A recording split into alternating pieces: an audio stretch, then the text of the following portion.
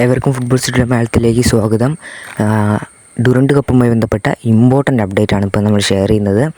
Mohan Bagan versus super giants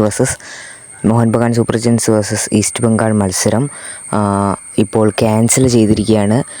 കൊൽക്കത്തയിൽ വെച്ച് നടക്കേണ്ടിയിരുന്ന മത്സരം ഇപ്പോൾ ക്യാൻസൽ ചെയ്തതായിട്ട് ഡുറൻഡ് കപ്പ് ഒഫീഷ്യലായിട്ട് അവരുടെ സോഷ്യൽ മീഡിയ ഹാൻഡിലുകളിലൂടെ അറിയിച്ചിട്ടുണ്ട്.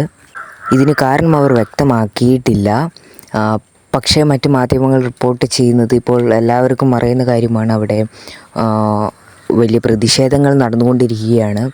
അതുമൂലമൊക്കെ തന്നെയായിരിക്കാമെന്നാണ് മറ്റ് മാധ്യമങ്ങൾ റിപ്പോർട്ട് ചെയ്യുന്നത്. അതുപോലെ തന്നെ ഇരു ടീമുകൾക്കും തുല്യമായി പോയിൻ്റുകൾ വീതിച്ച് നൽകുമെന്നും മാധ്യമങ്ങൾ റിപ്പോർട്ട് ചെയ്യുന്നുണ്ട്.